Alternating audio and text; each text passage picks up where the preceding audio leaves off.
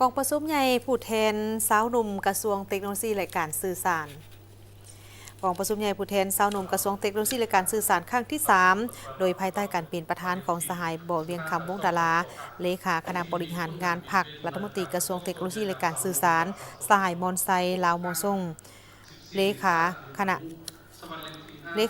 พรรคเลขาคณะบริหารงานสุดกลางสาวหนุ่มประชาชนปฏิบัติลาวสหายพวงประเสริฐแก้วสุวรรณ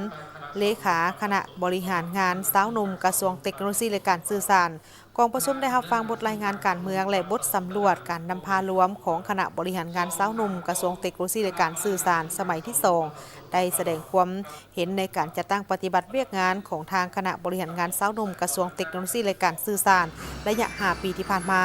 โดยได้มีการยกให้เห็นถึงบรรดาผลงานที่พ้นเด่นที่ญาติมาได้ที่พร้อมทางได้มีการตีราคาคืนถึงจุดอ่อนของโครงสร้างและวางแผน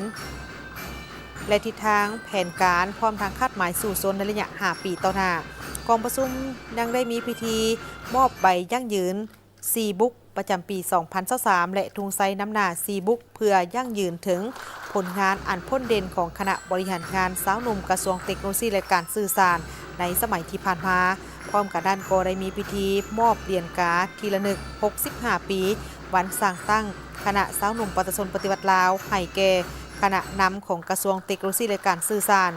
พิธีมอบเหรียญสาวหนุ่มตะลุมบอลให้กับบุคคลของทางกระทรวงเทคโนโลยีและการสื่อสารที่มีผลงานดีเด่นมีคุณงามความดีในการอุทิศเหือแหงสติปัญญาและซี่นำเวียกงานของคณะสาวหนุ่มประชาชนปฏิบัติลาวในระยะที่ผ่านมาจำนวน23สหายกองประชุมได้มีการปอนบัตรคัดเลือกเอาคณะบริหารงานสาวหนุ่มประชาชนปฏิบัติลาวกระทรวงเทคโนโลยีและการสื่อสารสุดใหม่บนพื้นฐานหลักการรวมสูตรประชาธิปไตยที่ถูกต้องสอดคล้องกับมาตรฐานเงื่อนไขที่ได้กำหนดไว้กองประชุมข้างปฐุมฤกษ์ได้ปิดเอกสารเลือกเอาสหายพวงประเสริฐแก้วสุวรรณเป็นเลขาสหายสมหวังสุวรรณวงศ์เป็นรองเลขาและประธานกวดกาในโอกาสดังกล่าวนี้ก็ได้รับเกียรติรับฟังการโอ้ล้มจากสหายบ่อเวียงคำวงดาราสหายมอนไซลาวโมซงเพื่อเป็นเข็มทิศเยืองทางเป็นบอลอิงที่สำคัญให้แก่ขบวนการเคลื่อนไหวของสาวหนุ่มแขนงเทคโนโลยีและการสื่อสารในต่อหน้าให้มีผลสำเร็จ